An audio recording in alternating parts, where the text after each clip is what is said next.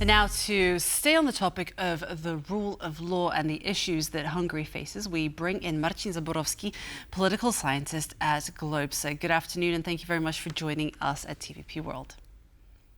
Hello, good afternoon. Good to see you. So earlier this year, the EU launched legal action against Hungary, claiming that Orban's regime has the recent enactment of its laws actually attacked national sovereignty and that violated the bloc's democratic values and fundamental rights. So we hear these rather complex terms, shall we say, for the average person.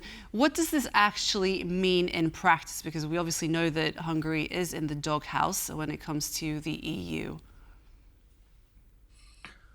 Well, it means essentially that Hungary is being censored on a number of issues, that it can eventually result in the suspension of Hungarian voting rights in the European Union, should all the other member states agree.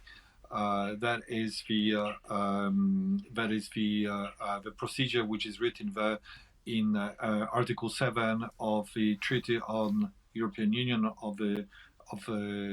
agreed in Lisbon. So that these provisions were used in the past against Poland, and historically Poland had this misfortune that it was the first country in the world, in the EU, to which this procedure was being opened, and it was closed, in fact, officially, totally today. So Poland no longer is considered a suspect in terms of a violation of the rule of law, but Hungary remains a suspect. This procedure is being applied there. It means that the country is being ostracized in the EU context, and if everybody agrees, its membership rights can be severely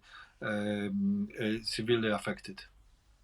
So now, looking at the situation, we know that there have been accusations of Article 7 being something of a nuclear option, but there has recently been a very interesting article in Visegrad Insight which sheds a new light on that. They say that, in fact, it is anything but, because it has not been powerful enough. It has not incentivized Hungary to change its ways.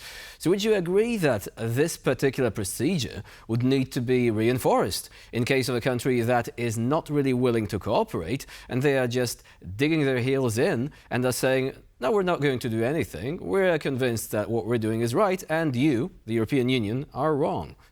Do you think that this actually needs a reform of some sort?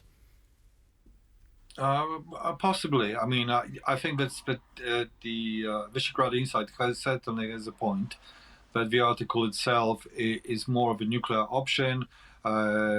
So far, and we need to clarify it, whether it was with regard to Poland or Hungary, it was only an investigation which was being opened with regard to the violation of the rule of law, but no conclusion was being reached on the actual violation taking place there. And so that means that the European Commission has not moved towards the actual suspension of voting rights, either in the case of Poland or now in the case of Hungary. The reason for that was very obvious, that this is a subject of unanimous voting in the EU, which means that all the other member states have to agree that their country has violated the rule of law to that extent, so severely that its voting rights should be suspended. And we knew that in the past Hungary would be voting against such a censoring of Poland. Hungary knew that it could rely. Poland knew that it could rely on its. The former Polish government could rely on the Hungarian objection to that, because they were like-minded governments. But these days, it's not that certain that Hungary will find enough friends in the EU to support it and to stop the EU from against the application of Article 7. Would you say that in the case of Hungary, it's more of a systemic problem right now? In the case of Poland, it was mostly about the botched justice system reform. Many people were thinking, okay, so this could actually bring us some benefit, make it easier to go to court and have a swift resolution. This didn't work, but it also resulted in funds from the European Union being blocked. But with Hungary, they actually They are being investigated for more serious accusations, but also politically, they have positioned themselves on, if not on Russia's side, then at least they are very sympathetic. I mean, Petr Siarto is in Belarus today, right? And he is actually making a deal for the construction of a nuclear power plant using Russian technology. So would you say that Hungary is actually much further, much further gone, one could say, when it comes to this departure from European values? Well, undoubtedly so. Not just European, but also Western values. We might say. You mentioned here the case of Hungary being sympathetic towards Russia, being anti-Ukrainian, being also pro Belarus. Few days back, last week, I think it was, when Hungary was actually hosting the Chinese president and declaring friendship without limits toward China, which means that Hungary is essentially positioning itself as an outlier in the European Union. Not just in the European Union, but also in NATO context. Hungary wants to act as this balancing power between East and West, something which Turkey has been doing. So it wants to get a bit of a good financial deal from Russia, but at the same time continue receiving funds from the European Union. And if the European Union would threaten Hungary with the possibility of withdrawing these funds, then Hungary would say, "Oh, in that case, we will be blocking your aid packages towards Ukraine." So Hungary is being this enfant terrible, but it's not the size of it's not really the size of Turkey. It doesn't have the same significance, and I don't think it can really afford to play this kind of a game for a very long time. But I wanted to just move away from how the EU perhaps perceives Hungary, because we're all very well aware of that. But I just wanted to ask you if you could highlight perhaps Hungary's domestic approach on a few issues, because we know this Orban's sort of vision is that of protecting national sovereignty, and that is one of the issues that highlights Article 7 and its issues with Hungary. So what is the problem of protecting national sovereignty when it comes to Article 7 proceedings? Well, it's an argument which is simply being abused. It's like it means that Hungary of Viktor Orban is violating the rule of law. The independence of judiciary is no longer in existence in the country. The opposition does not have access to media, does not really have access to equal campaigning. The state-owned companies and the government-friendly companies, which are now in vast majority in Hungary, keep propping up the parties of the government. So that means that in reality, democracy is no longer functioning in Hungary. That it's almost impossible to win against Fidesz, because people don't have access to alternative information, and the campaigning is just not fair. So we are in the situation in which the country has been described by the Freedom House. That's an American institution which is on annual basis is rating the democratic freedoms in the country.